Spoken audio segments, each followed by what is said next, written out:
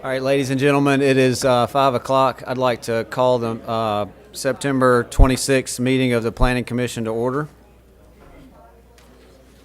I'd like to welcome everyone to the meeting. My name is Les Tillery, and I'm the chairman of the Planning Commission. There may be some here tonight who have never been to a Planning Commission meeting, so I'd like to give just a brief overview of how the committee functions. The Planning Commission consists of 12 regular members and 2 supernumerary members. Each member is a volunteer appointed by the mayor. The Planning Commission is made up of 2 subcommittees, the Zoning Committee and the Subdivision Committee. Each regular member is appointed to one of these 2 committees.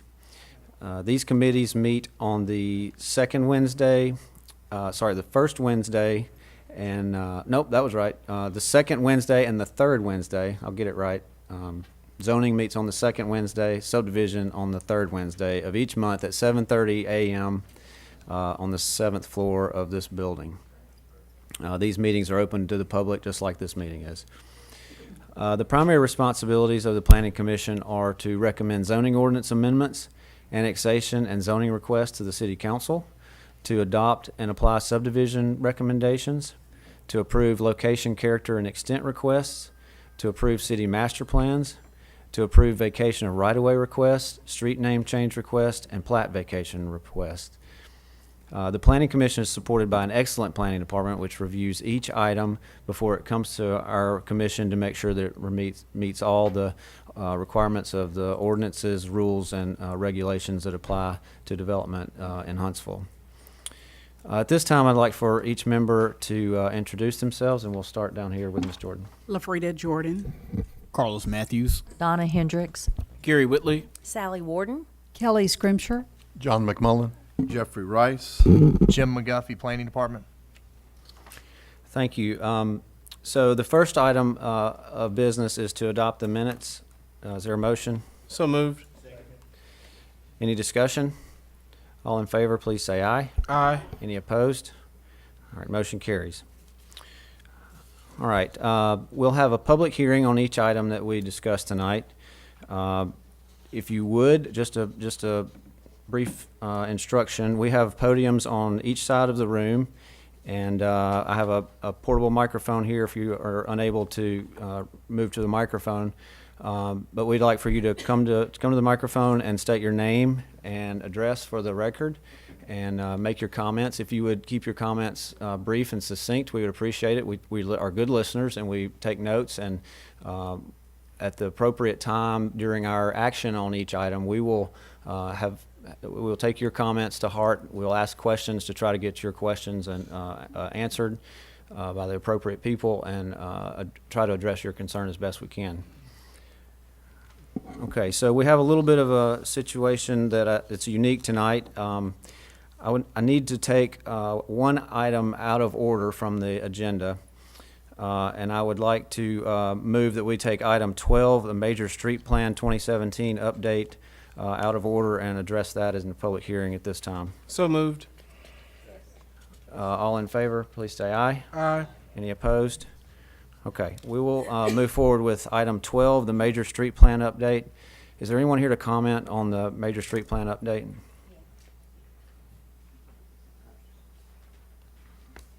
Yes, ma'am. Jackie Reed, did you say you pulled it tonight? We did not pull it. We're just taking it out of order. We require an 8 members present to vote on it, and we have some that need to slip out early, so we want to make sure we have enough members to vote on it. Does this go from here to the city council meeting? Or are you all the final plans of the major street plan?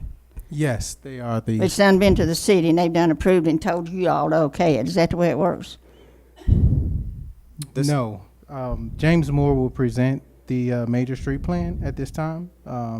So to give you an update of what was done with the major street plan. I'd like to see it. Yes, ma'am. I'd like to have a plan of it. Thank you. More public comment first before he starts. Good afternoon. The major street plan was last updated in 2011, and it hasn't been updated since then. And we took some time to try to update the plan to make it as accurate and accurate as possible for this year so far. We plan on updating it more as time goes on, as things happen and things changes. The street plan itself, the goal of the street plan is to inform the public of about which streets are the main thoroughfares, so that the land use and the zoning decisions can be based accordingly and to reduce the disruption of existing uses on a property. However, the plan also acknowledges that the existing transportation system is already in place and that drastic changes in land use configuration and travel modes are not likely in the next few decades. Therefore, the proposed plan is essentially a conservative one, balancing the need to minimize disruption to existing land uses while safely and efficiently providing necessary additional capacity to our streets. The major purposes of the major street plans are to facilitate future street widening, identify street classifications, identify the width of the public rights-of-way, to designate special routes, and to coordinate land use patterns with transportation plans by using the street classification as a guide to land use decisions. The projects that were added to the updated major street plan were the Greenbrier Parkway corridor out in Limestone County, the East Arsenal Connector, which was once upon a time called the Southern Bypass, the Gauss Road Resolute Way, which connects Gateway on the Arsenal to I-565, and the Northern Bypass East, which is from Memorial Parkway east to US 72. That's it. That's all I have, Mr. Chairman. Thank you. Now, I was a little out of order a while ago. Now, does anyone have a comment on the major street plan update?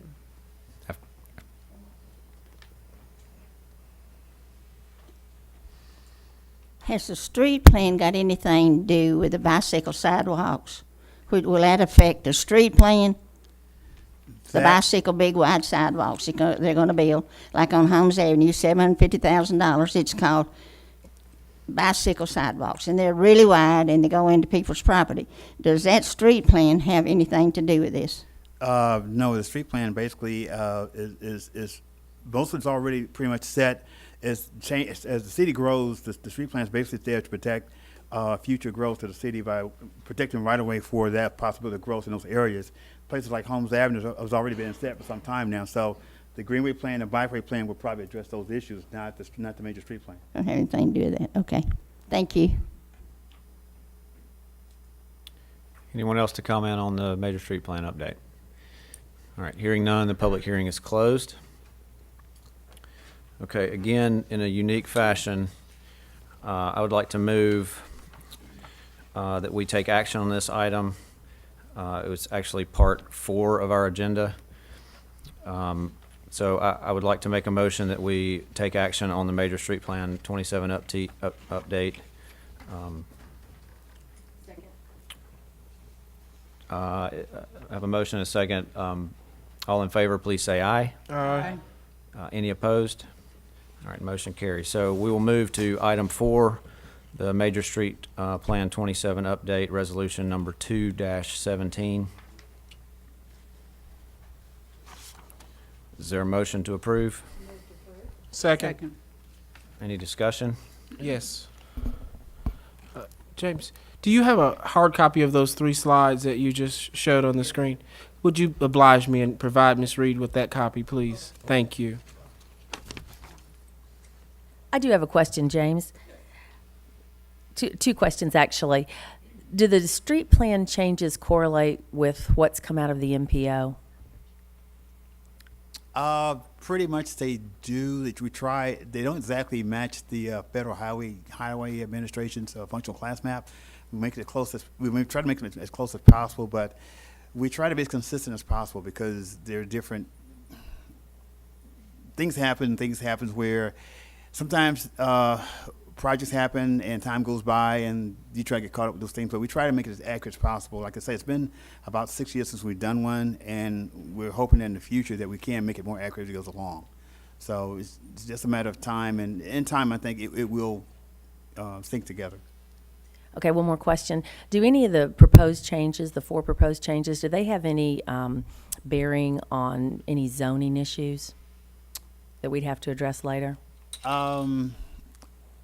I really can't answer that to a degree. They were based on the projects that were already in the long range plan already.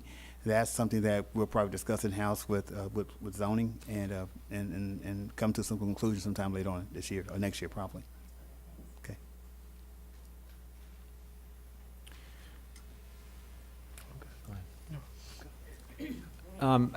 I just a couple of questions. The major street plan update, it's intended, is it based on some study from traffic counts and actual usage of streets to identify certain streets that need improvements, whether that be repaving or widening, or could you speak to It's that? really based on use and functional class because the Federal Highway Administration has a federal functional classification map that has to be approved by the feds every couple years or so like that. And so it tries to be as close as possible to that.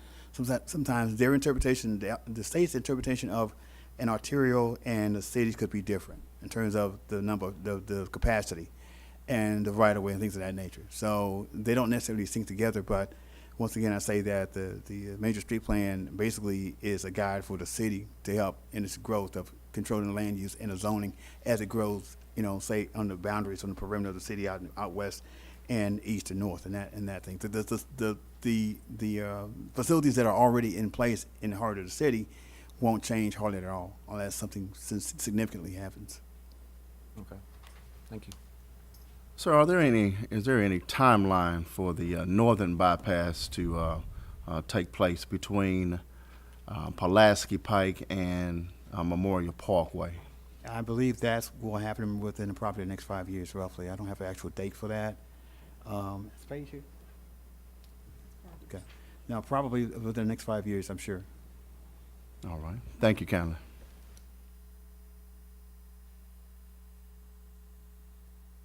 Okay, any further discussion? All in favor, please say aye. Aye. Any opposed? Motion carries. All right. Thank you, everyone, for allowing us to take that out of order. We'll move now back to our public hearings. Item 1 is Balch Senior Cottages. Thomas, would you give us a presentation on this, and following that, Absolutely. we'll open the floor for public hearing. Absolutely, Chair. This property is located northwest city, south of Capshaw Road and west of Balch Road. This item is on R2A and is overall 21.7 acres. And this property was annexed as of August 2017. Is there anyone here to comment on Balch Senior Cottages? Hearing none, the public oh, I'm sorry. Yes, ma'am.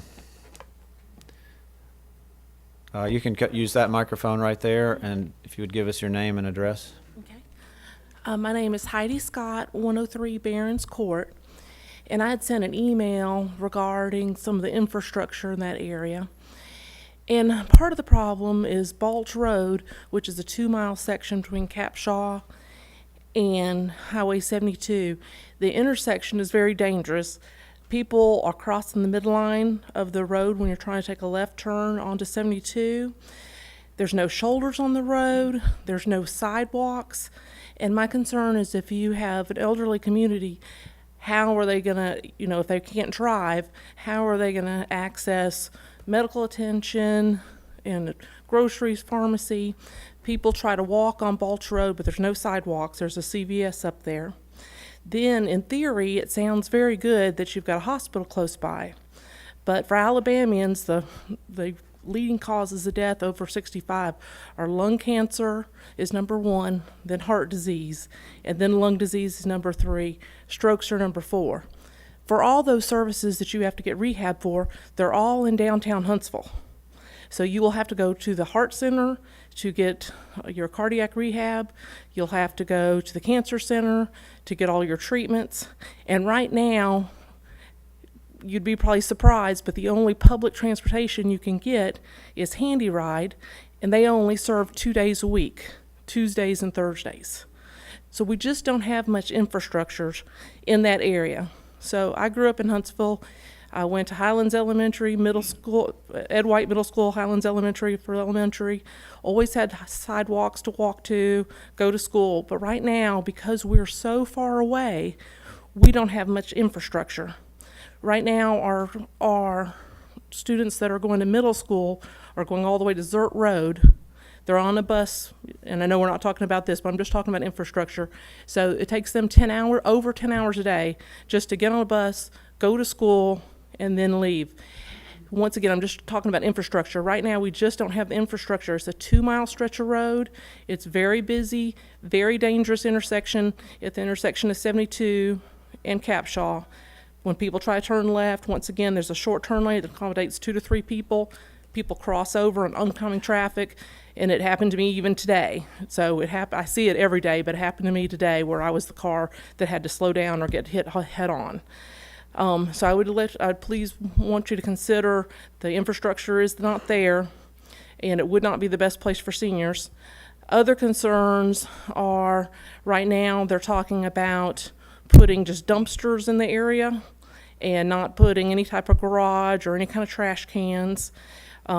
So that doesn't, if you're a homeowner on either side, you know, looking at dumpsters is not your favorite thing to do.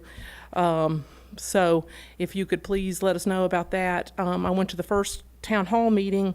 They said they didn't have any plans, didn't know any plans as far as having a retaining pond with water or how they were going to do drainage. There was nobody at that meeting to address those questions.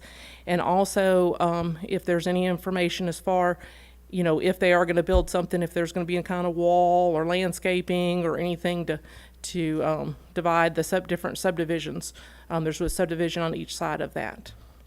And thank you very much. Thank you. Is there anyone else? Yes, sir. Yes, my name is Charles Martin. I live on Bordeaux Lane, and I was not able to make the first meeting, but I did want to go through a list of concerns regarding just the expansion of the city into this area. And for most of us there, we chose specifically to live there at the expense of city infrastructure, et cetera. And I've been on that property for 20 years. I was the first homeowner in this property, and all of my children were born there. And that was a choice that I made to live there. Now, I did not choose to buy a house next to a housing project. Had that been one of my options with my small children, I don't think I would have made that choice. So I see this as really a change in the area. Balch Development LLC seems to be something of a misnomer in that this is Penrose Properties out of Philadelphia that specializes in senior housing projects. So my concern is that this is not really going to benefit the state of Alabama with an out-of-town developer. People may not want to buy my property when I choose to move and live next to something like that. And the property value has a potential to decline. Now, I'm not saying any of these things are true, but that could happen. And if it does, you are materially harming everyone in this area if the perception is that this housing project is dangerous or has a bad element. Doesn't matter if it's real. If that is the perception, you are materially harming everyone in those surrounding areas. And the other lady was correct. I see people walking to the CVS all of the time on shoulders that there is no room between them and the cars. So infrastructure is a big concern, particularly since you're going to be adding hundreds of people here and there's no good way out of that area. 20 years ago, when you didn't have to have a stop sign, a stoplight at either end, traffic was fine. That is not the case today with more and more housing subdivisions for the county sprawling around there. Traffic is almost insufferable and there are no turn lanes. You are also isolating the people that move in here away from stores, et cetera. They will have to walk 2 miles to get to a CVS if they need to go to a store.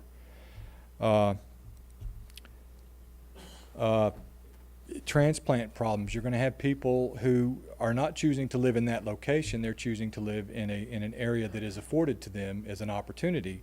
They are not invested in the community the way that most of the people that live there and chose to live there are. The impact to the county schools. If some of these people who are seniors decide to have their adult children and adult grandchildren or young grandchildren live with them because they have no other place to go, you are further impacting the infrastructure. I think I've and then we come to the topic of if, and I am from Memphis in my youth, so I am very well aware of of the kinds of things that can happen in projects, especially when they move in, and I will be delicate in my discussion, but you could see an increase in crime. You could see an increase in robbery. You could see an increase in a lot of things that, real or perceived, would also drive the property values down and make it less likely for people to want to buy those properties. I'm not saying that that is the case, but that is my experience. And if this council can assure me that there will be a strict control of this organization and these properties and the tenants, and that they do not expect any problems like that, and I will not be materially harmed in my property values, that I won't see an increase in violent crimes or casual robbery crimes or burglary crimes, then I will be more than happy. I also live directly against that property, so I will be able to look out my back door 40 feet and see these dwelling units. Is there going to be a retainer wall, some sort of enclosure around that to mark the differences in property? And what value is there to me? Will I have sewer and rain gutters and sidewalks installed to help improve the value of my property since I am surrounded by the Huntsville city? I know I covered a lot. Those are just my concerns. I may or may not be speaking for my neighbors. I thank you for your indulgence, and if there's any answers to those questions, I would be happy to hear them. Thank you. Yes, sir. Alex Coleman with Johnson & Associates Engineering and Surveying. I'm here on behalf of Penrose and Balch Wagner, who's doing the engineering. For the development, the 21.7 acres will be divided into 2 lots. It's supposed to be in the first, only the lot 1. The 10.9 acres will be built upon. Just to help Mr. Coleman with this process, to give the Planning Commission a little bit more information. As you know, apartments typically do not have a public hearing. These cottages, if the process was in its regular sense, would have not had a public hearing. The developer, Penrose Development, had requested to do this project in a 2-phase. A phase 1, which fronts on Balch Road, and a phase 2 that occurs in the rear. Then the cul-de-sac, the stub road next to the gentleman who spoke just previously. The cottages have not been submitted for review. The apartments, the cottages / apartments have not been submitted for review. We don't have any infrastructure designs, any road designs. Typically within traffic engineering, there are, they have some turns, left decel lanes and acceleration lanes. Well, not acceleration, but deceleration lanes to make left turns and right turns into the property. I cannot say that that would be the instance because the preliminary design has not been submitted for review yet. This is a unique situation in these in this plan that the developer seeks to break it into a phase 1 and a phase 2. The phase 2, we cannot have a landlocked parcel, so therefore we are requesting that the cul-de-sac be built, so therefore there's frontage on a parcel in the rear that would therefore not be landlocked. There is a chance that this cul-de-sac may be removed to even give the woman who spoke some clearance in regards to garbage. Based on apartment review, trash cans are set in a receptacle with fencing and guard rails around them, maybe even cement blocks to block off the garbage can from being viewable to the public. I cannot speak to what the design of these cottages are. This is a layout. This is the conceptual design first phase of what they intended to do. The Penrose group had, and also Councilman Cover had a town hall meeting with those individuals in the Brandywine Manor subdivision approximately 2 weeks ago to give the citizens in that area some assurance of what would occur, what is to occur. They are doing their due diligence and seeking to know that, let the public know what is occurring. The subdivision to the south is strictly county. There will not be any infrastructure improvements to a county subdivision from the city standpoint, unfortunately. But to speak, just to give you some more information in regards to this subdivision, it is unique, and they want to develop it in 2 phases. If you have more questions, I can potentially answer those. Okay. I'm sure we'll have some questions we get into the second part of the agenda. Yes, sir. My name is Nathan Groffman of 139 Bordeaux. I just wanted to voice the same concerns as the 2 previous lady and gentleman before me with this property coming in. In the meeting that they did have with the councilman a couple weeks ago, they did show property designs or concept designs of single level houses, about 80 units in phase 1 to 2 bedroom. And they did say it would be basically a 55 and older subsidized housing project. And again, like the same concerns we have as the other 2 people before me, as far as our property value, what it's going to do for the neighborhood, and it affects a lot of people right in there because it's a pretty tightly packed with all the different subdivisions in the surrounding area, not just within the Huntsville city limits, but in our Bordeaux, where it's actually in the county. And we haven't been 100% crime free. We have also already had several break-ins, even in my own house, and several car attempts. And it is concerning as far as who and how strictly controlled the individuals or families that would be allowed to live in this area. Thank you. Thank you. Is there anyone else to comment?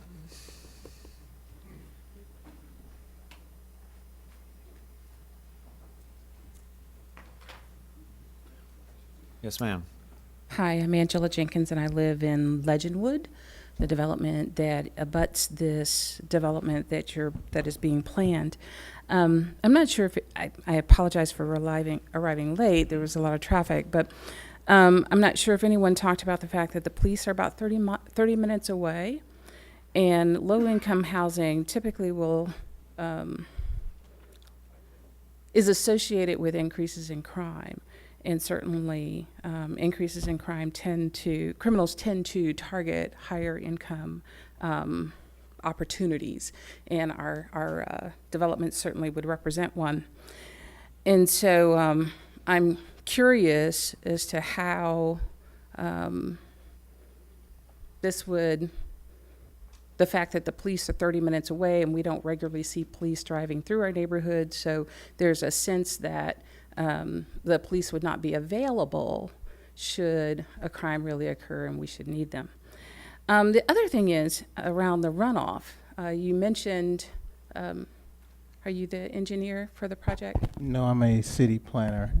The engineer of record is not here because the design portion has not been submitted for review. The surveyor who did the surveying of the property is here.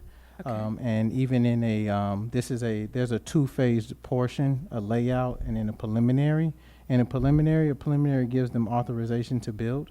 And when they go through the preliminary, we will assure that we have the developer here, and also the engineer of record will be here as well.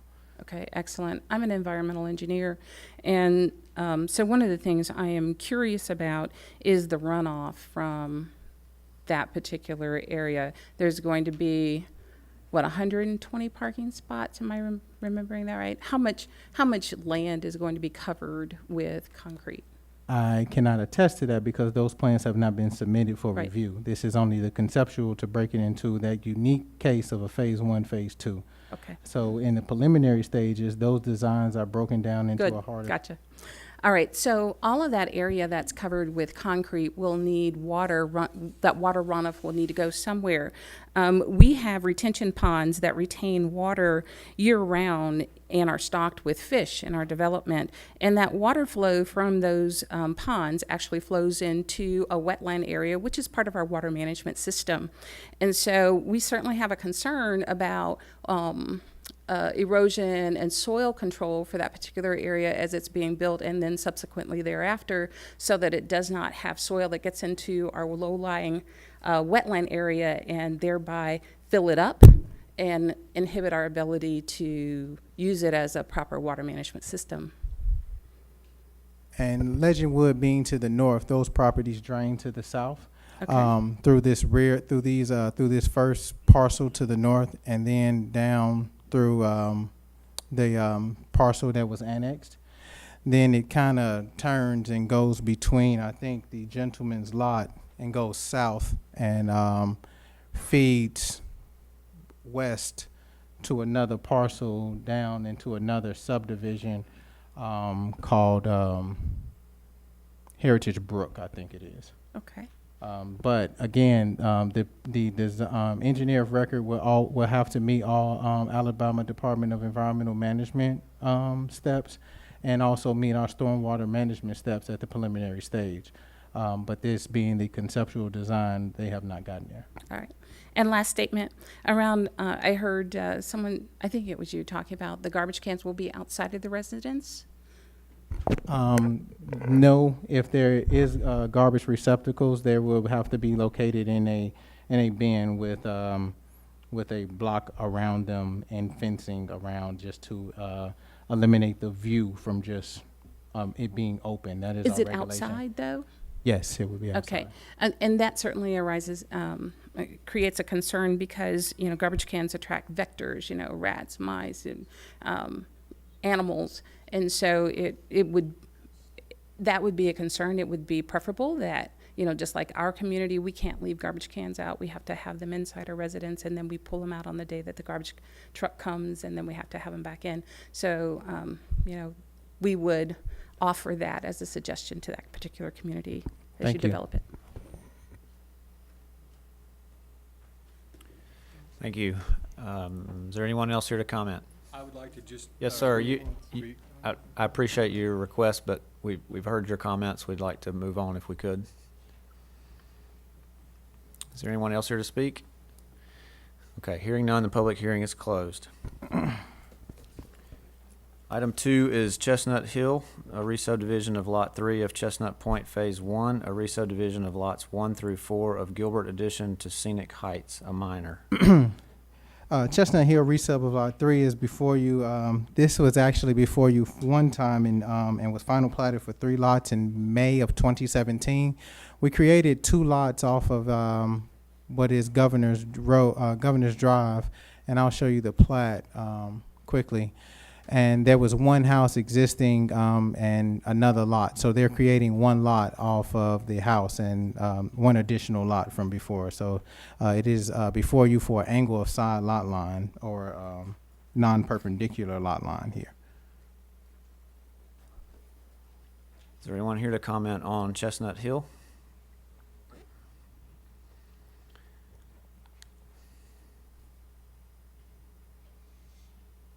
Okay. Hearing none, the public hearing is closed. Item 3 is Chimney Creek subdivision. Chimney Creek subdivision is located southeast city, west of Old Big Cove Road and north of Paul Road. This item is zoned R2 and is overall 96.2 acres. This property was annexed as of May 2017 and zoned as of September 2017. Is there anyone here to comment on Chimney Creek subdivision? Yes, sir.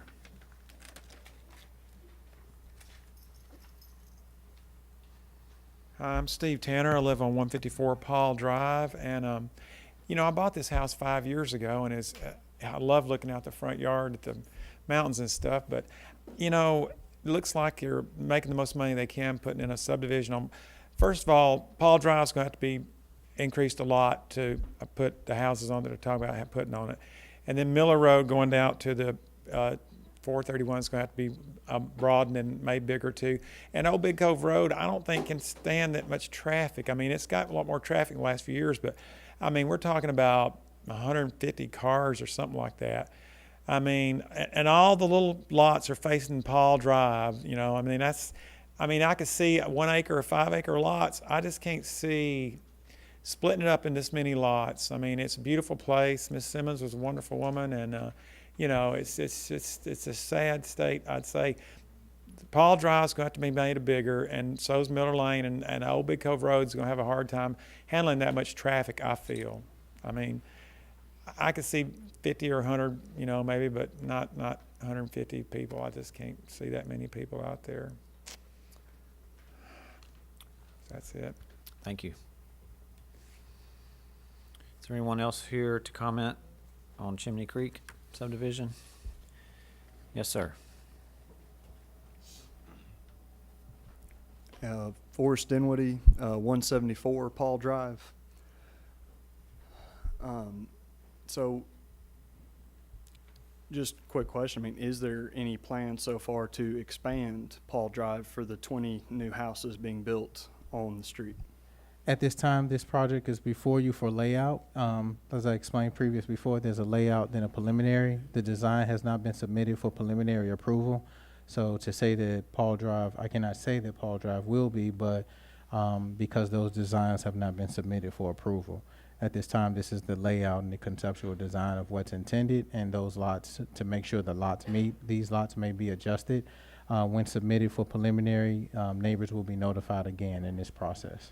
So, I mean, pretty much tonight, there's not really anything that can even be done. That's it's a conceptual design. There can be discussion between the engineer of record and potentially even the developer about what is occurring in the area to assure comfort and a good keeping for the neighborhood overall. Okay. So, I mean, we would be able to ask what the general plan is if there's like if he has a plan for a starting price for houses, any of that kind of thing, so we would know what our community is about to look like. Starting prices on houses is not a discussion of this particular board. This is a board to make sure that the lots and the property meets zoning. It is annexed property and make sure the property meets zoning.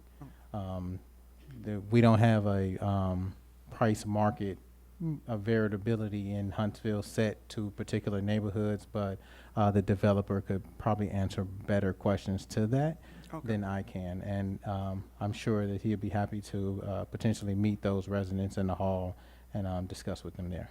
Thank you very much. Appreciate you. Is there anyone else here to comment on Chimney Creek? Hearing none, the public hearing is closed. Item 4 is Clearwater Creek subdivision. Clearwater Creek subdivision is located southeast city, north of Highway 431 and west of Old Big Cove Road. This item is zone R2A, is overall 7.91 acres. Is there anyone here to comment on Clearwater Creek subdivision? I have. Yes, sir. My name is Bill Poole. I live at 2 Crest Park Drive. I'm here on behalf of and a representative as agent for the property owners who own the land and adjoining and north of the subdivision that's planned. And I'm here to speak on their behalf. They have no objections to the plans. I want to make sure you understood that. Okay, thank you. Is there anyone else here to comment on this item? Yes, ma'am. Hi, Haley Philippi, 2617 Calumet.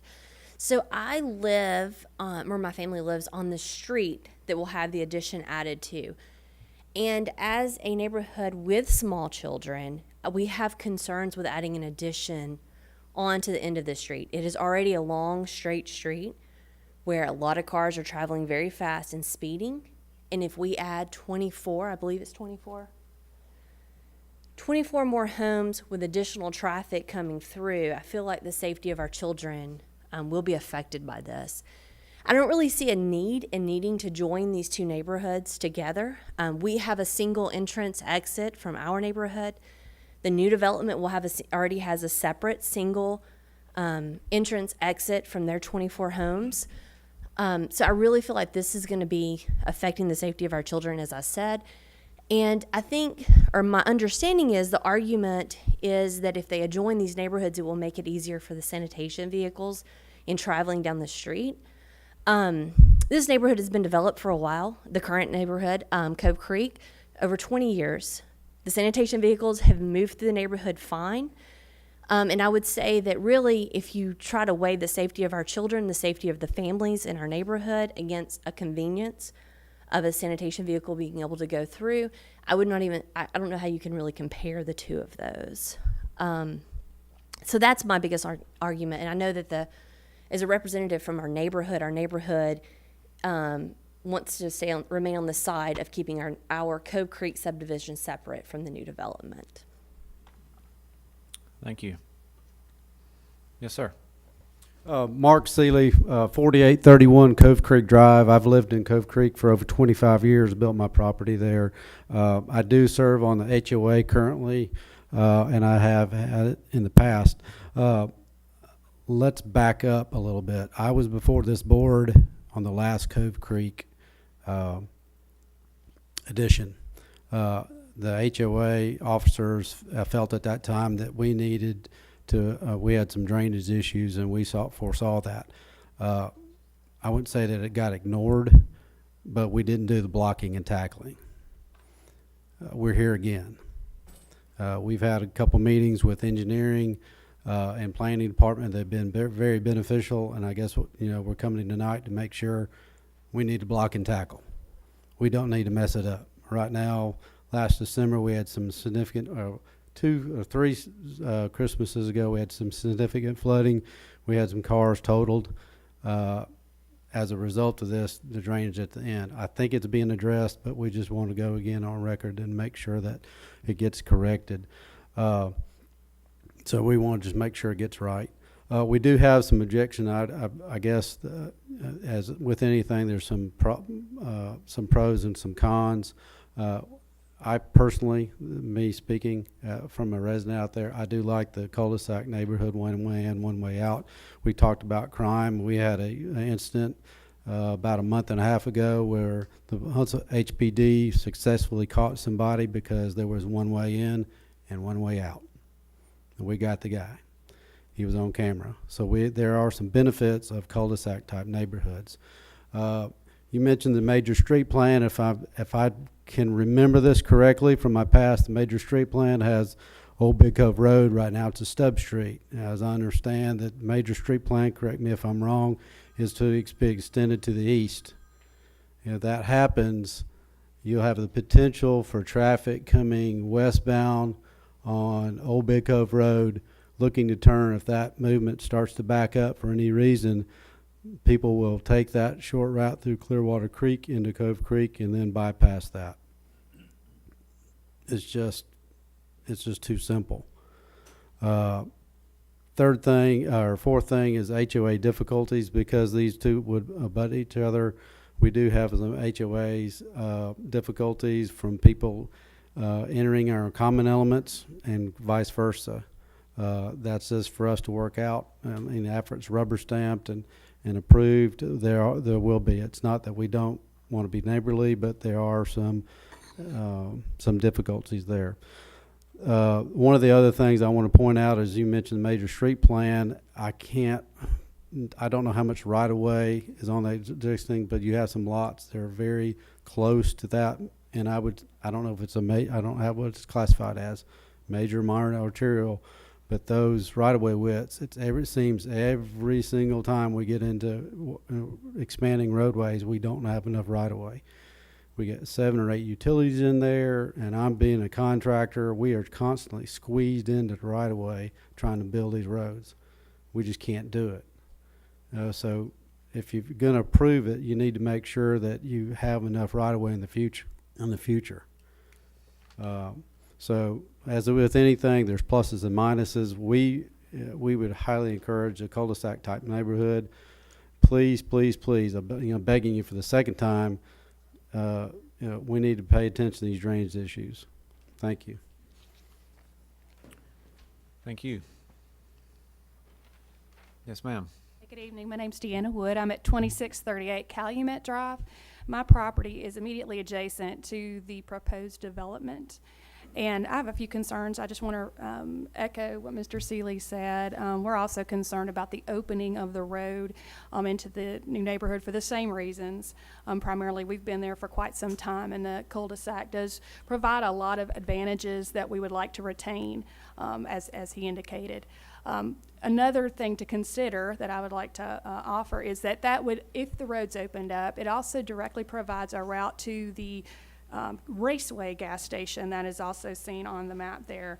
And whatever undesirable activity may be going on there, and I think there has been some in the past since that's been opened, it would provide direct access to our neighborhood as an exit strategy or what have you. So that is one concern we have. Also, with regard to the flooding, there have been multiple incidents since we've lived there, and as recent as, a month ago or so. And so we are concerned about the drainage issues unrelated to this development, as well as to what extent that this new development might exacerbate the problem and create additional flooding issues. And we just would like to know that there is a plan of the city to take a look at the drainage problem right at the end of Calumet and that creek, and what the plan is. I know there were other homes affected as well that are not on Calumet, that are on Cove Creek Drive, but specifically with regard to this road opening, we would be interested in finding that out.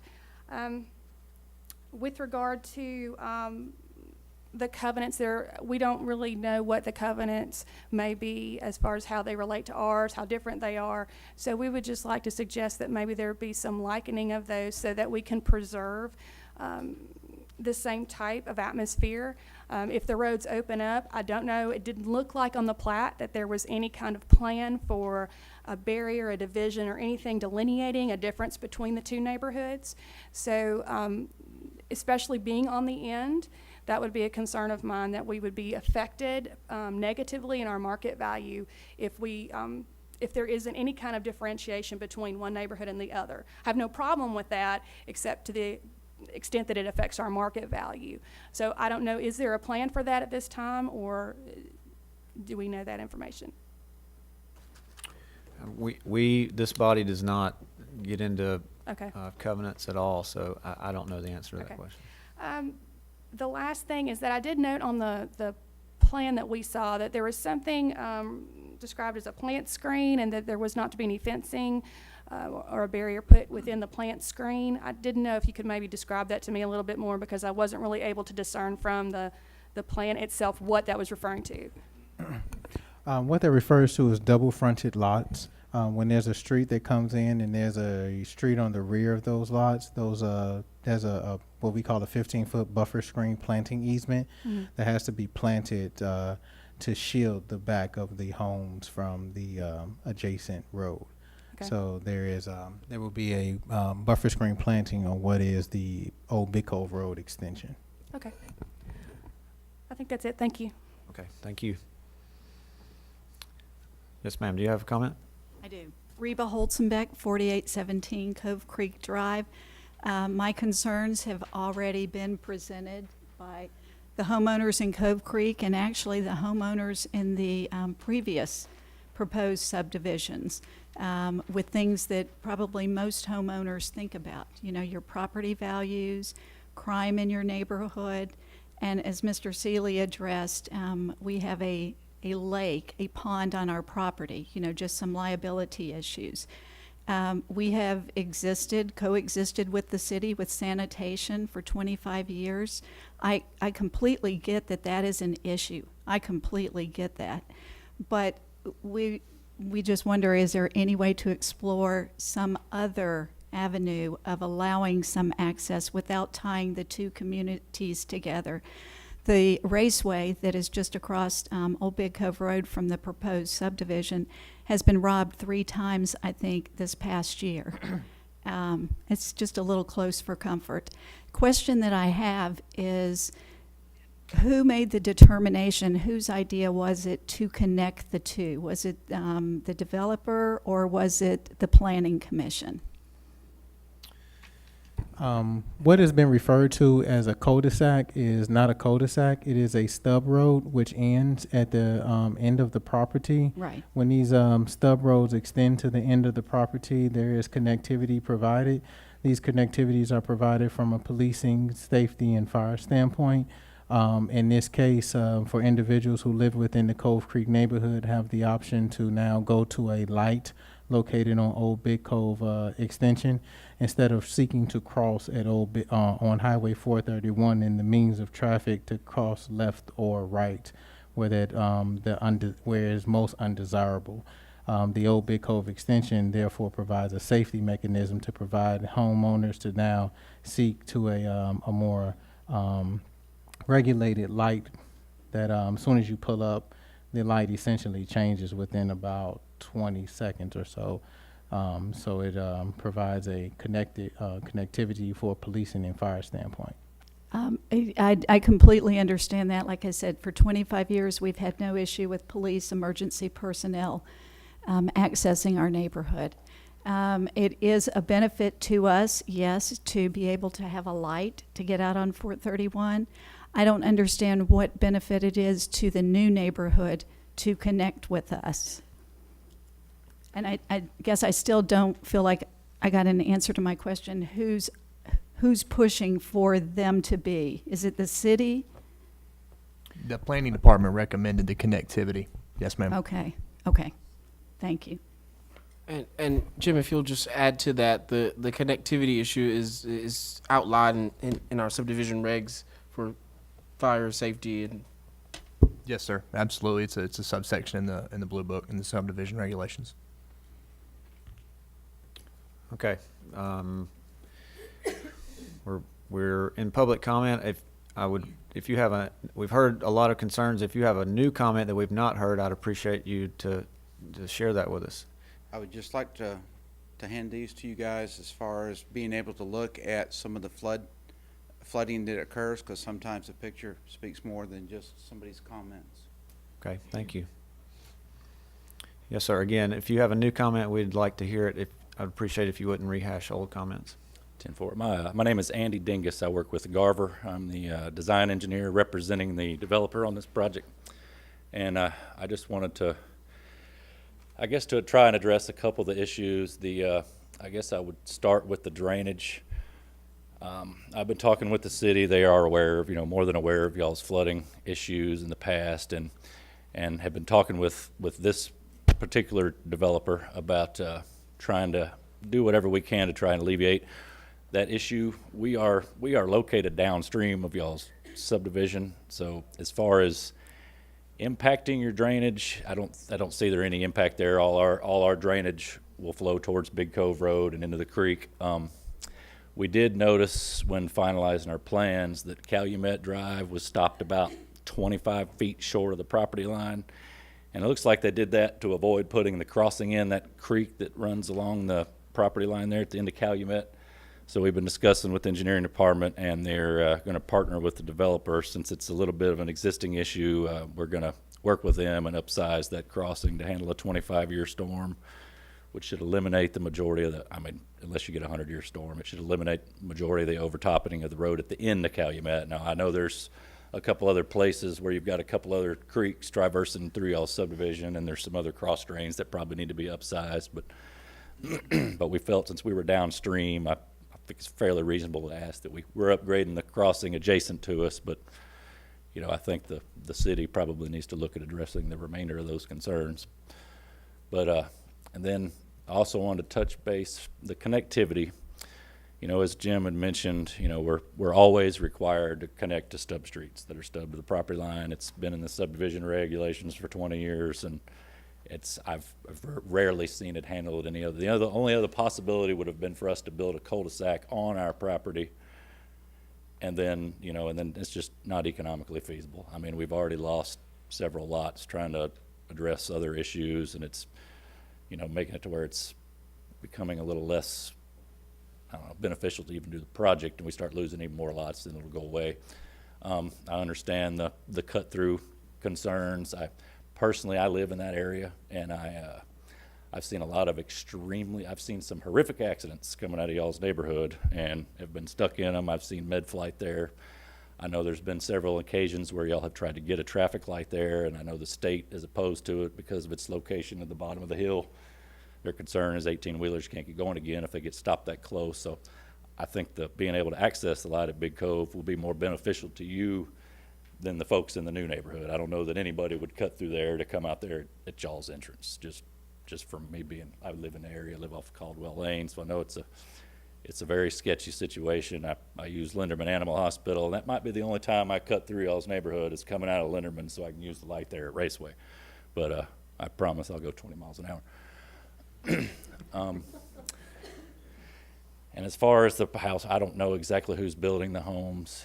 Based on what I understand the prices for the lots to be, I would imagine they're going to be in the 2,500 to 3,000 square foot range, patio home type development. And I think that, have I missed any? Thank you. Appreciate it. And I'll be Yes, sir. I'd be happy to answer any other questions. Yeah, anybody if you would hang around, we may have some. I'm Mike Dove. I live at 2636 Calumet, next to Ron, Indiana. And most everyone that's spoken on our behalf tonight has covered most everything. I would say regarding the drainage, we've lived there 3 years and we've had flooding 3 times. Each time the flooding was caused from downstream on that property in the creek that runs across that property. So we are concerned about the drainage. Of course, no one in there wants a road to go through. You know, it's kind of funny when developments go in, everybody's all about dual entry. Well, that subdivision's been there 25 years with single entry. The light that was put in at Old Big Cove at the raceway has alleviated the issue of pulling out of Cove Creek onto 431. But I guess I have one question that may be a simple answer to that I'm not aware of. Are these streets going to be city-owned streets? Or are they going to be private streets owned by the developer? They would be public right-of-way, so yes, they will be owned by the city. Right-of-ways. Okay. All right, that's all I've got. Thank you. Is there anyone else here to comment? All right, hearing none, the public hearing is closed. All right, item 5 is Hamilton Heights, 3rd edition, a re-subdivision of Lot 2, Hamilton Heights, 2nd edition, a minor. Hamilton Heights, 3rd edition, is located southeast city, west of South Chaldea, north of Nature's Trail Drive. This item is zoned R1A, is overall 6.58 acres. Is there anyone here to comment on Hamilton Heights, 3rd edition? Hearing none. Hearing none, the public hearing is closed. Okay. Yeah. Okay. You might, there's folks leaving, and I just would like to remind you all of our process. We do have another action item on all of these public hearings where we will actually vote to approve or not, and we'll have some discussion amongst the commission leading up to that. So they may want to, if you are concerned about an item or have an interest in an item, you might want to stick around.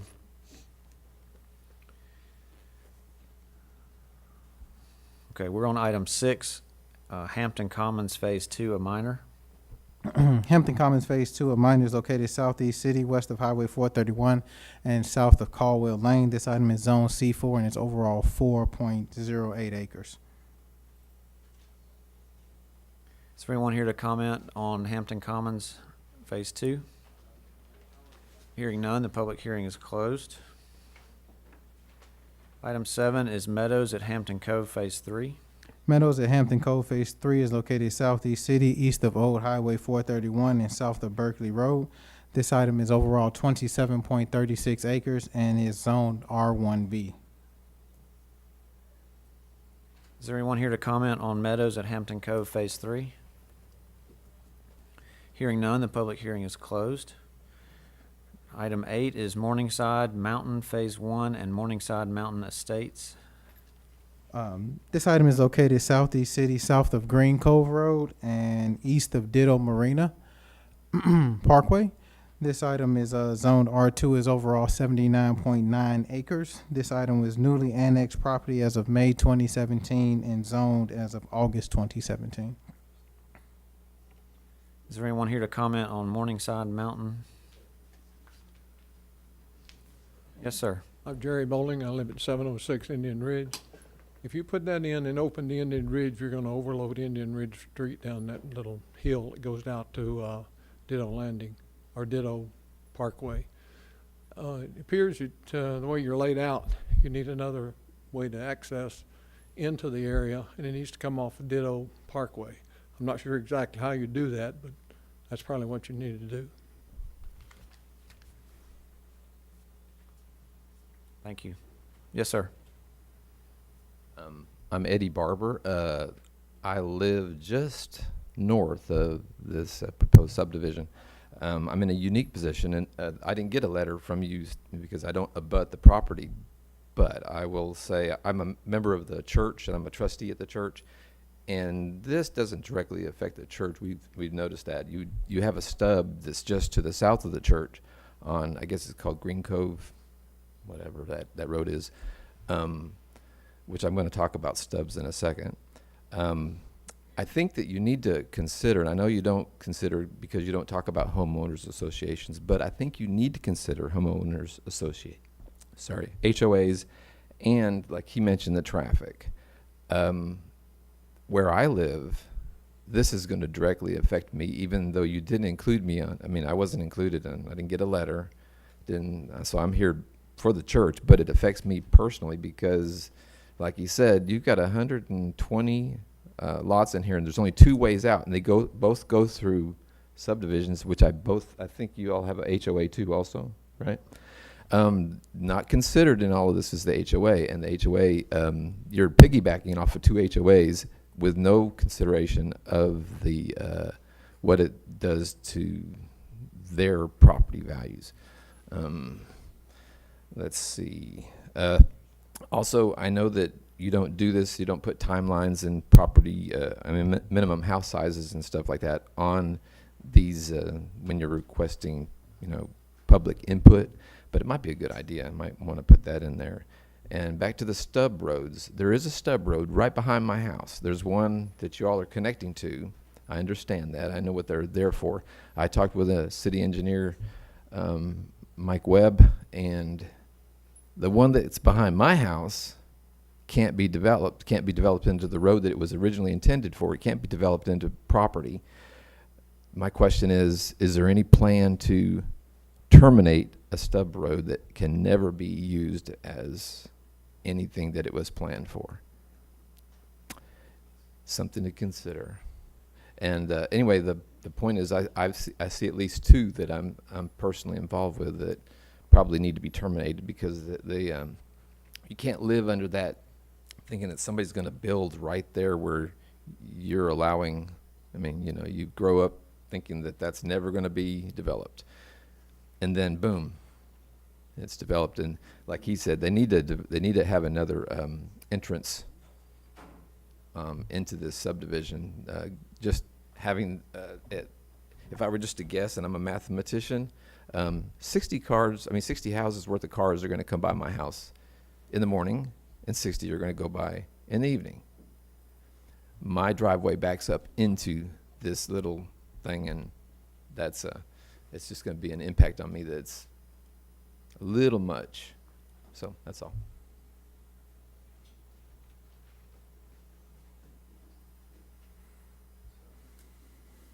Jeff Infinger, I'm the developer of this proposed subdivision. With the leadership of the Planning Commission staff, we've put a big kink in the initial layout had just a straight line connector between the 2 existing subdivisions, and they pointed out that might give us sort of a raceway effect through the development. And so with their leadership, we put a big kink in the development so that it basically forces half the traffic to come out Indian Ridge and half the traffic to go out Morningside. And 60, there's no problem as far as traffic count and the quality of the roads. We don't have access to Bailey Cove directly. We only have access to the roads that we're using. There is no opportunities for future development because this backs up to the mountain. And so this is not a piece of property that leads into another 1,000 housing units. This is just a dead-end piece of property that ties to 2 existing subdivisions.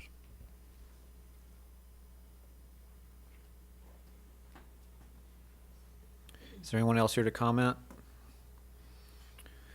Hearing none, the public hearing is closed.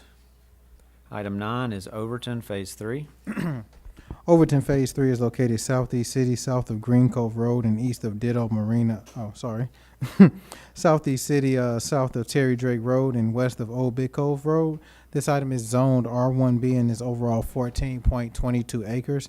This is newly annexed property as of May 2017 and zoned as of August 2017. Is there anyone here to comment on Overton Phase 3? Hearing none, the public hearing is closed. Item 10 is Riverside at Butler Basin Phase 1. Riverside at Butler Basin Phase 1 is located southeast city, west of Hobbs Island Road and south of Cap Atkins Road. This item is overall 18.75 acres and is zoned R2A. This is before you for re-preliminary and was approved previously. Preliminary approval has expired on this project and is seeking re-preliminary.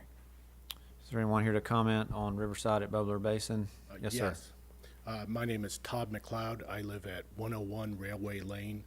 My property is directly next to this subdivision. Sir, if you could speak into the microphone a little Okay. better, we'd appreciate it. I have pictures too, if I don't know if you can like that. My concern is at the back of my house, there's a pump station that that our neighborhood uses and the new subdivision uses, and they had to dig that out to put new sewage services in there for the new subdivision. My lot drains back toward that. The pump station was always raised up, but there was a little swale that would allow water to drain out. When they built that, dug that out and built that back up, that they built it up higher. So now water doesn't drain well out of my yard. And also they've built up much farther along the where the pump station is, and behind that, about 6 feet high. And I'm not sure where that's going to end, and I'm worried that my lot will not be able to drain at all if they build a 6-foot wall behind my house, which drains toward the Tennessee River.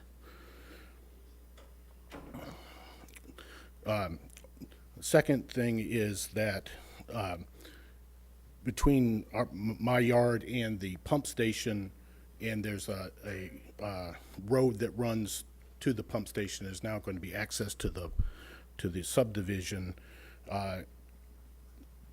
We were the only people that took care of that, so our yard is zoysia grass. We planted all zoysia grass between us and that, and with zoysia sod. That's all been ripped up, and wanted to make sure that that would be replaced with the zoysia grass. The third thing is that we extended our sprinkler systems between our house and the pump station to water that area, again, with the zoysia grass. When they dug that up, they pulled those sprinklers out, and now they're buried, and we want those to be able to be put back.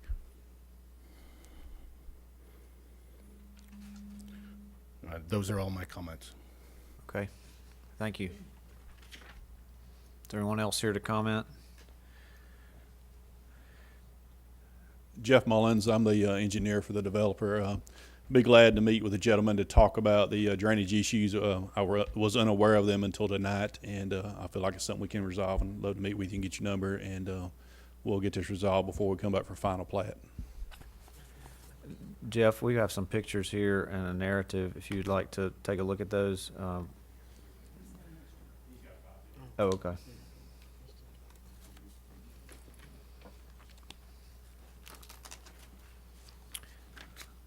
Okay, any further comment? Hearing none, the public hearing is closed. Item 11, we'll move to location, character, and extent. Item 11A is SWDA facility improvements. This item is located Southwest City, south of Airport Road and west of Lehman Ferry Road. This item, I'll turn over to Rodney Steger for presentation for the Solid Waste Disposal Authority facility improvements. Yes, I'm Rodney Steger with Fuquay and Partners Architects. This project at the existing landfill, the south end of Lehman Ferry Road, is enhancing facilities that already exist there for daily operations for the landfill. Our new additions would include about a 6,000 square foot facility, which we would describe as a fabrication shop, which is really designed to help with the maintenance of existing vehicles and things that they use in their daily operations at the landfill. There's a new structure that is called a shed, which is defined as a vehicle shed.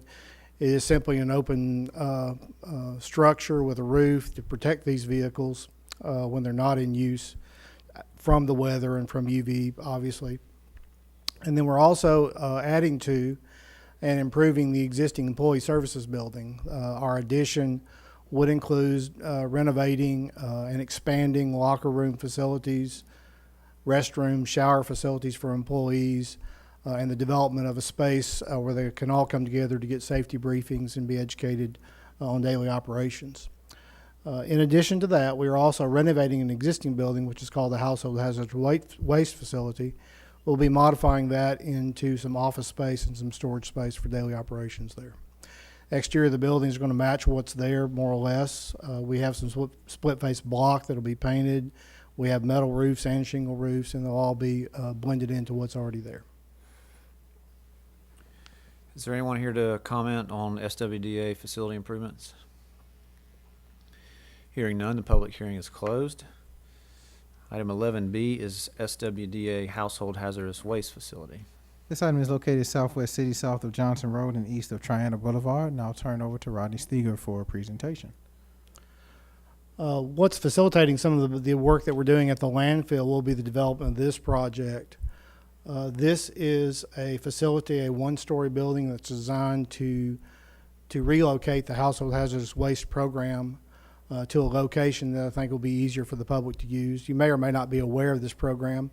Once a month on a Saturday, they receive the public's household hazardous waste, which includes a variety of things, old cleaners, paint, any number of things that you might want to properly dispose of. And so they process these things and are able to handle those and dispose of them properly. And so this building is designed to handle that vehicle traffic as it comes on site and allows these people to deliver these things. And potentially, depending on how the program works, it could be expanded from this one day a month to an operation that happens several days of the week. So that's the purpose of it. It's about an 8,000 square foot building, has some office space, but primarily it's for repackaging of these things so that they can be properly disposed of. The exterior of it is primarily brick and block, much like the other buildings that they have, and I'll be happy to answer any questions about it. Is there anyone here to comment on the Household Hazardous Waste Facility? Hearing none, the public hearing is closed. Item 11C, Water Booster Station at Watson Grand Preserve. This item is located southeast city, west of Little Cove Road and near Watson Grand. It's a two-part phase. The pump station is at the bottom and the water tank is in the northern portion of the property. And I'll turn over to Jeff Enfinger for presentation. Oh, he's gone. No problem. He's outside with, I will do the presentation at this time. This water booster pump station is essentially for the Watson Grand development. It carries approximately 270,000 gallons of water strictly for this community.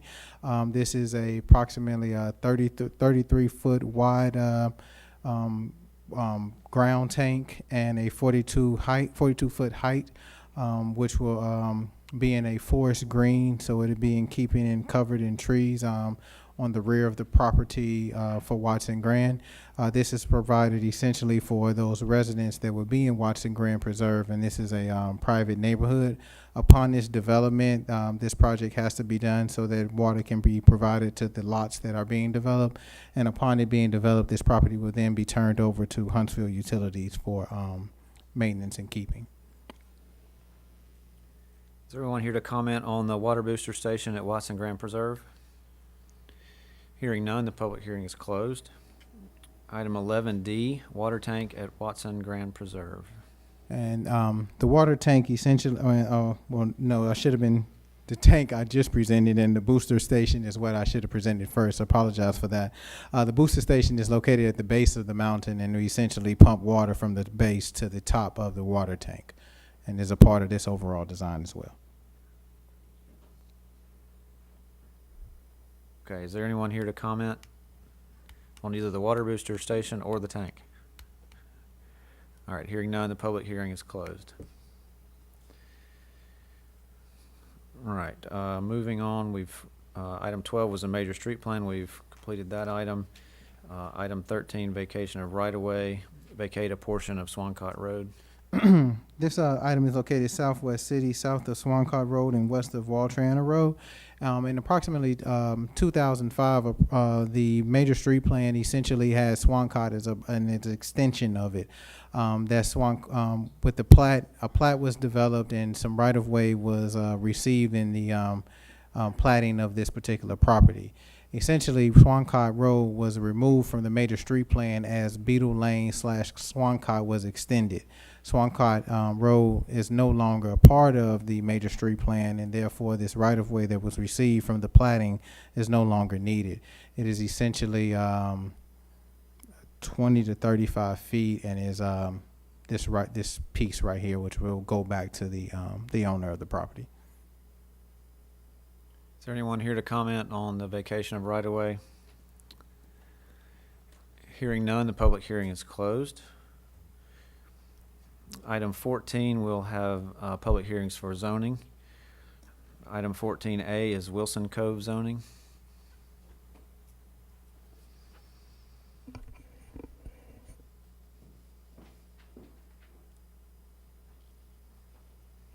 This item is a newly annexed property. It's approximately 5.99 acres.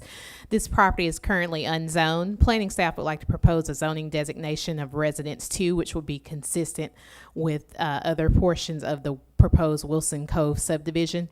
This property is located on the north side of Cherry Tree Road and east of Eastlinger Drive. This particular area will serve as a future ingress-egress point for the proposed Wilson Cove subdivision. Is there anyone here to comment on Wilson Cove zoning? Hearing none, the public hearing is closed. Item 14B, Nirmala zoning. This property is also newly annexed property. It's located on the east side of US Highway 431 South and on the east side of Wade Road. This property is approximately 0.86 acres. Planning staff would like to propose a zoning designation of Highway Business C4. The property owner of this specific parcel owns the C4 property to the south, and this will make the zoning on both properties consistent. Is there anyone here to comment on Nirmala zoning? Hearing none, the public hearing is closed. Item 14C, North Huntsville 2 rezoning. This rezoning request is city initiated. It is two separate portions. This property is a total of 171.41 acres. The northern portion of this property, which is located east of Liberty Hill Road, is currently zoned Residence 1, which is the original zoning designation. This property is currently vacant agricultural land and has never been developed. The portion of the property to the south is currently zoned Industrial Park District, which is the original zoning of this property when it was annexed and zoned back in 2002. Planning staff would like to propose that we rezone both pieces from Residence 1 and Industrial Park District to Planned Industrial District, which will be consistent with other areas adjacent in the North Huntsville Industrial Park. Is there anyone here to comment on North Huntsville 2 rezoning? Hearing none, the public hearing is closed.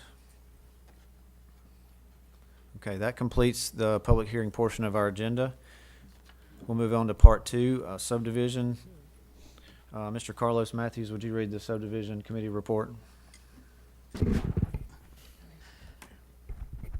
September 20th, 2017, subdivision meeting was held, and the following subdivision committee recommendations. Number 1, Avondale Apartments. The committee recommends layout and preliminary approval on 252 units. Is there any discussion? All in favor, please say aye. Aye. Any opposed? Motion carries. Balch Senior Cottages. The committee recommends layout approval on 2 lots with waiver on curb and gutter and sidewalks around cul-de-sac.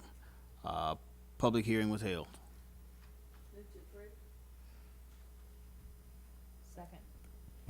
Any discussion? Yes, sir, Mr. Chairman. I hate that the 2 individuals that spoke on the cottages are not available, but I would like to speak for the record. I am Captain Jeffrey Rice of the Huntsville Police Department, and some issues were brought up in reference to crime. The Huntsville Police Department is well aware that the fastest growing part of our city is in the western district of our city. And we are staffing our manpower so that we can address those issues. So as our city grows, we will grow with our manpower. In 2015 of July 2015, we graduated 23 cadets. The following year in July, we graduated 25 cadets. The following year in 2017, we graduated 23 cadets. We have a class, academy class, that is in session now. We have 27 cadets who are in that class, and they are slated to graduate in December. Another class will start in March of 2018, and we're shooting for 40 cadets to be in that class.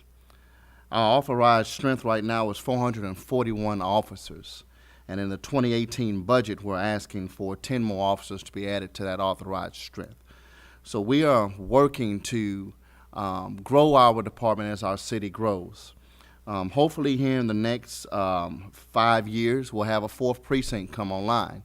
That will be in the Western District to have more officers patrol the Western District. As it pertains to precincts, officers are not dispatched from the precinct. Officers are assigned zones. So our officers are already in the field, and hopefully that will help decrease the amount of time it takes for an officer to respond to a call. So we will definitely make sure that we're taking care of all of our citizens in our district. And again, as a police department, we do have a vision, and our vision is to grow with this city, and so that we can address criminal issues that may occur in our city. Our city was, when the comments were made, the comments were speaking about Memphis, Tennessee. We are not that. We are Huntsville, Alabama. We are something totally different. And we do plan to address criminal issues as they occur, and we plan to staff our police department appropriately to give the citizens the best service possible. Thank you, Captain Rice. I would like to piggy on some of those. Thomas, is it possible for you to put up the Google Earth map of this and turn on the city limits?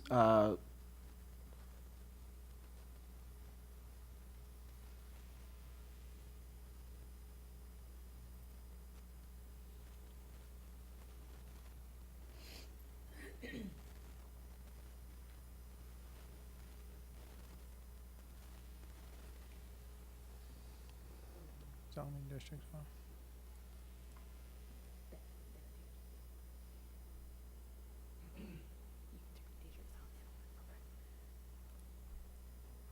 Thank you, Thomas. I would like to start with to remind everyone that, as I understand it, we are voting. Our vote tonight is on the subdivision of these 2 lots, to subdivide this property into 2 lots before the preliminary process will then occur. The comments that we received tonight were primarily from the one on Bordeaux Lane, and as I see now that's county property, and then to the north of that, a city subdivision.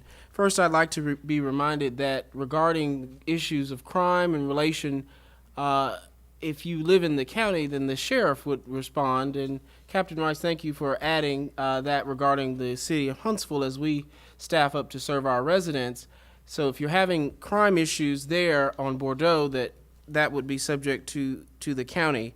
Next, there was a comment regarding trash, and our regulations require that trash would be covered and protected and not exposed, and we do this across the city with multiple apartment complexes and other units, and as far as I know, we don't have any other vector problems, but now that may be separate with them abutting county property, as the rules and regulations there are less restrictive.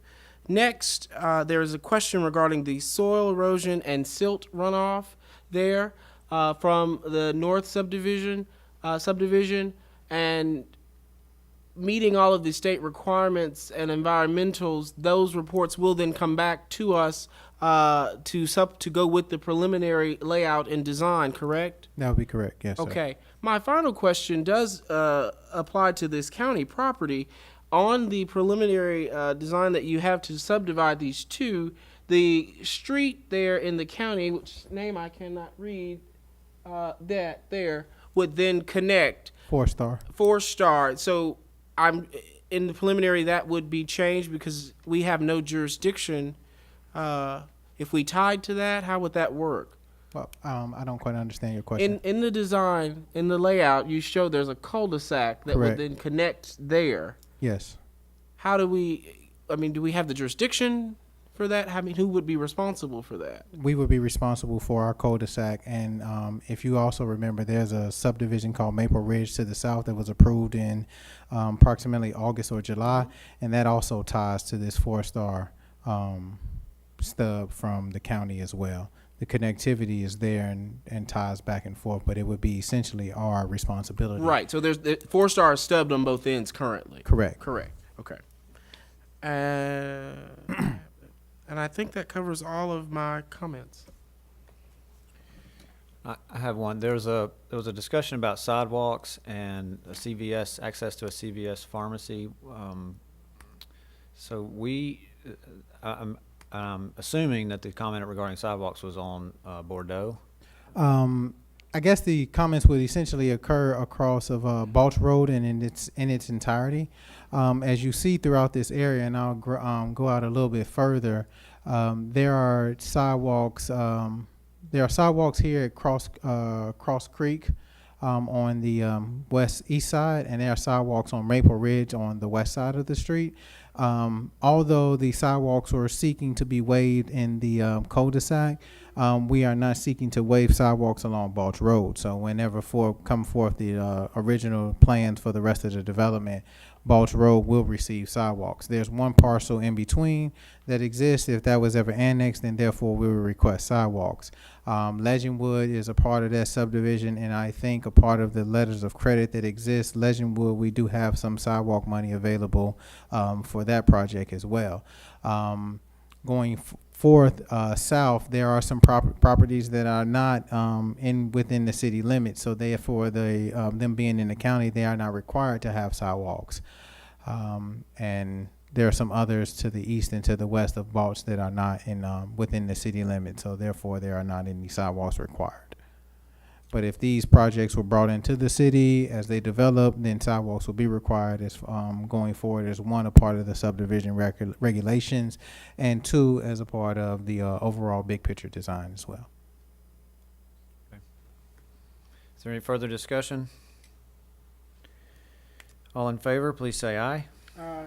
Any opposed? Motion carries.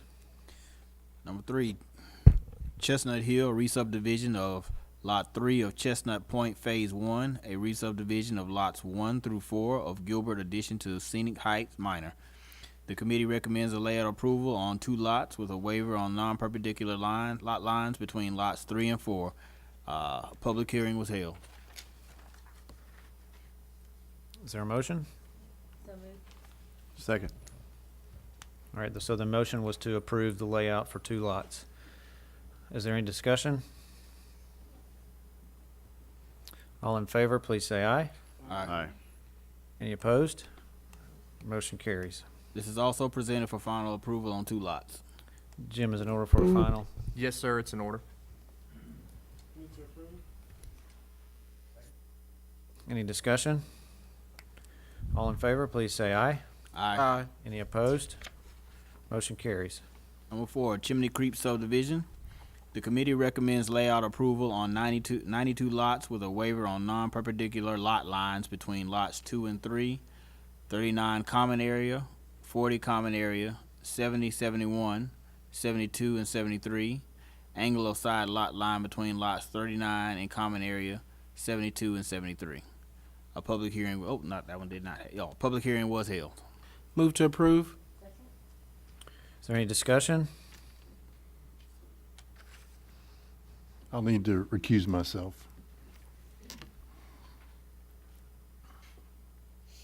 I have a comment. There was some discussion about connecting two subdivisions. Am I on the wrong item? That might be Clearwater, the Okay. next subdivision. Okay, I'm sorry.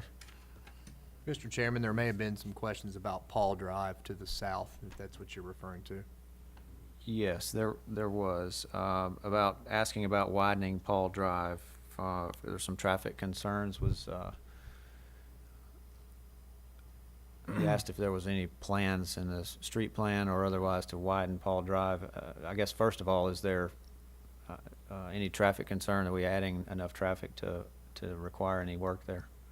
At this time, we're still in layout phase, but just moving forward, know that when the preliminary phase comes back before this body, there will be discussions with the developer to manage Paul Drive. There are regulations that will need to be met in terms of the street width, improving the street, and then managing any traffic associated with those improvements. Old Big Cove, as I know it, does not have a plan to be expanded at this time. Okay. Any further discussion? All in favor, please say aye. Aye. Any opposed? Motion carries. Clearwater Creek Subdivision. The committee recommends layout and preliminary approval on 24 lots. A public hearing was held. Second. Any discussion? Yes, Mr. Chair, I would like to discuss, there were issues regarding, the question was noted, and then Thomas corrected the stub road there that's been in place, as I understand from someone that said it, I guess the entire duration Yes. has been in place. Now, my new question is Old Big Cove Road here next to the raceway, is it a stub road? Yes, it is. It is a cul-de-sac as it exists in theory, but it is actually a stub road. The stub road is intended to potentially cross and access some about 93 acres that exist on the west side of a creek that flows here. So the stub roads come short, but it is platted as a stub road, but in its actuality was built as a cul-de-sac for turnaround purposes for those that are in the area, because you can't have a street length of so long before you're allowed to turn around, and the cul-de-sac in its design allows for that turnaround. Correct. Now, I'm glad you mentioned street length. There was questions on Calumet regarding the length of the street, and I believe is it 2,200? 18. I have a few numbers in my head. I think What's the length of this street so that it does not require any additional traffic It starts at devices? we have 800 feet is typical, and I think you have a length up to 1,200 feet via the regs to go. I do not think that this street meets that length. I'm not sure what that length is of. And the funny thing about the length is with the breakup of the length, if you watch off of Calumet, these kind of turns, these knobs break up the length. So that may be about 200 to 300 feet, and then another jolt or turn allows for the breaking up of the true length. Okay. Like Mr. Enfinger spoke of with the Morningside development, the street length was essentially too long, so he allowed for some variation in the design to allow for that breakup to slow traffic down, not allowing for what is commonly referred to as some of a raceway. Not so we are well within the design of that. Thank you.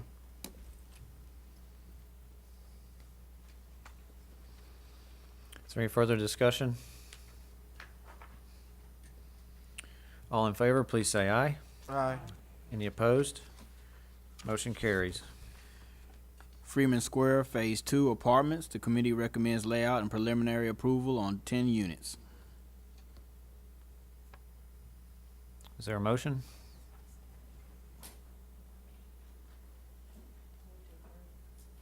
Second. Any discussion? All in favor, please say aye. Aye. Any opposed? Motion carries. Hamilton Heights, 3rd edition, the re-subdivision of lots 2, Hamilton Heights, 2nd edition, minor. The committee recommends layout approval on 2 lots with a waiver on non-radial lot lines between lots 1 and 2. Move to approve.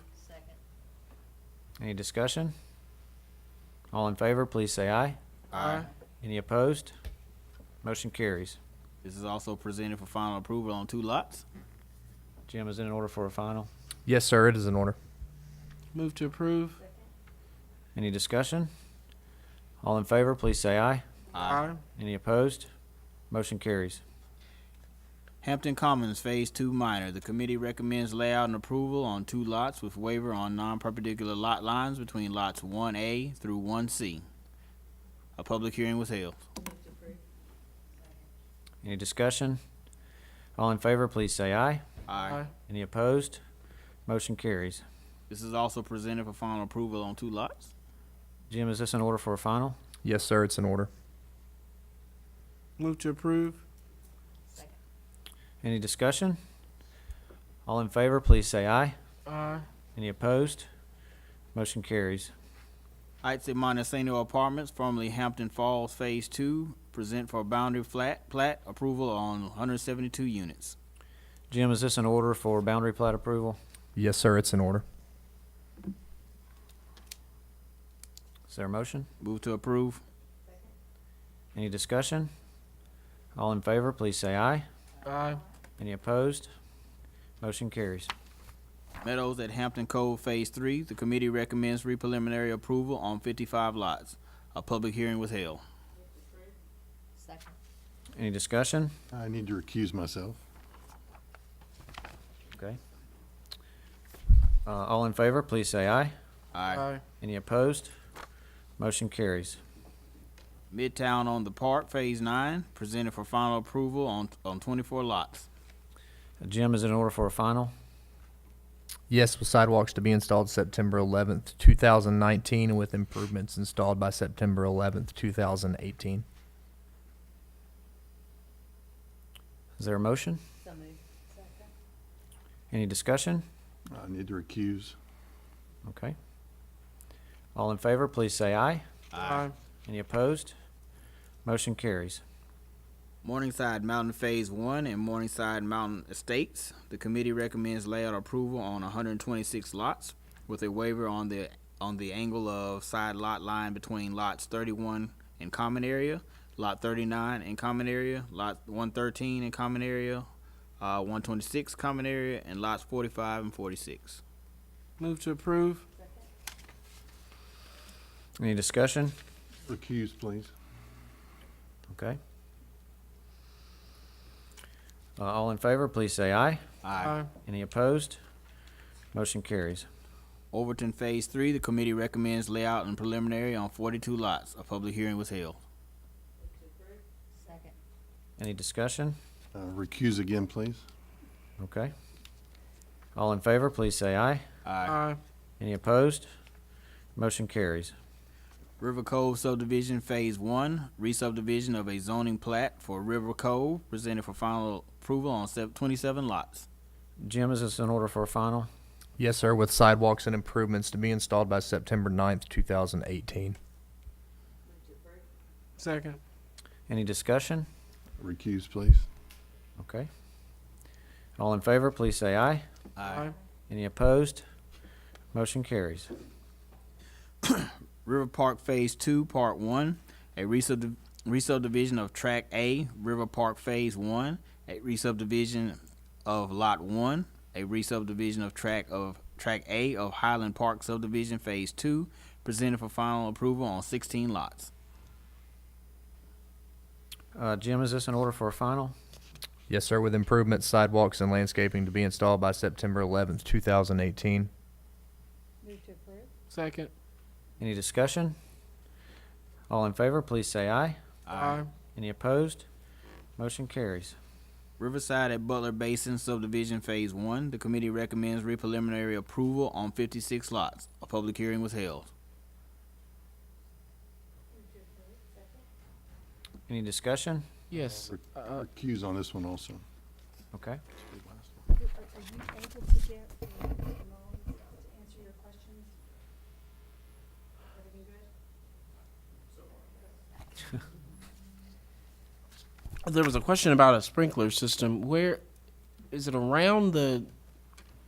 That would have been on, I would assume, on his property. Maybe Mr. Mullins can tell exactly. Sounded like the issue was with some work being done off the property itself on the, I think his sprinkler system extended on his lot, plus he was doing a very good job maintaining the land around the city of Huntsville sewer pump station, had it landscaped very well, was sprinkling that area. Because we had to tie into the pump station for the sewer extension to serve this. They got into it. All these are construction issues. I told him we'd be glad to pull the contractor and the developer in and meet with him in the next couple of weeks and try to get these moving toward resolving these issues. there was another comment about the land was being built up higher than it was before, and there's a possibility of drainage, water not being able to drain from his yard. Correct. Is that? The entire development is, as you know, this backs up to the Tennessee River, and it makes it much easier nowadays to get a waiver on FEMA flood insurance if the entire lot is built up above the 100-year floodplain. So that's what the developer has been doing, building an entire lot above. Along his backyard is not above the 100-year floodplain, so there is a pretty good elevation difference. We will go in and construct swales, and if needed, put in drainage culverts if we need to make sure we don't pond anywhere on his property. I think it can all be handled with swales. I don't think it'd be an issue. It's more of a construction issue. The contractor wasn't paying attention. It didn't rain during the summer a whole lot, I guess, and he ponded in and should have done a better job maintaining his job site. Okay. Any further discussion? All in favor, please say aye. Aye. Any opposed? Motion carries. All right, we'll move on to part 3, location, character, and extent. Mr. Matthews, would you continue? You don't have that? All right, well. No, I got it. I just had to get it all so far. Okay. All right. What is this? SWDA facility improvements, number 872, public hearing held. Is there a motion? Second. I'm sorry, I neglected to recuse. I need to recuse on this one, and I'm going to let Gary handle the action. Is there any discussion? All those in favor? Aye. Any opposed? The item passes. Number 2, SWA household hazardous waste facility, number 873, public hearing held. Is there any discussion? I need to recuse on this one also. All those in favor? Aye. Any opposed? Item passes.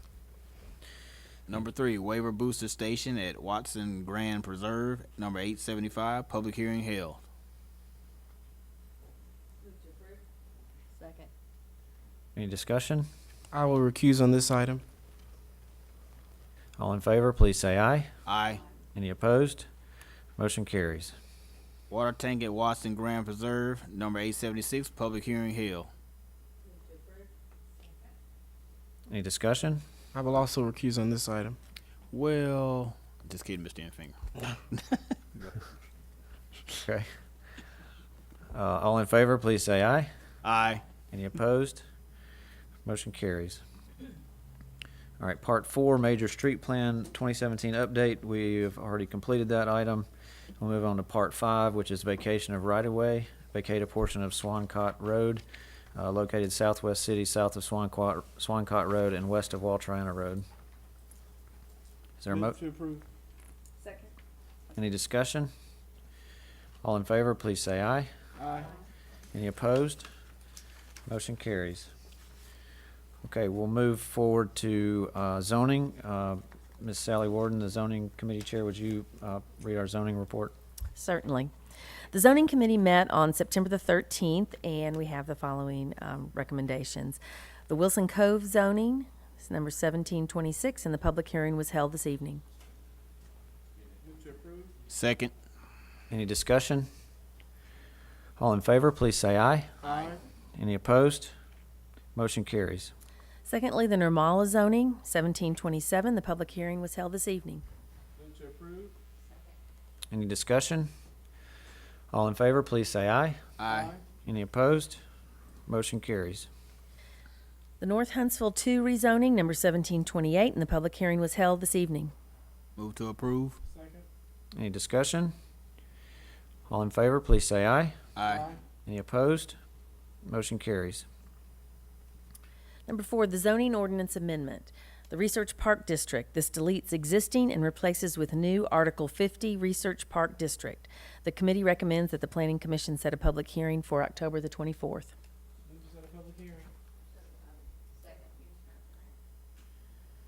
We set it for October the 24th. Is there any discussion? All in favor of setting a public hearing, please say aye. Aye. Any opposed? Motion carries.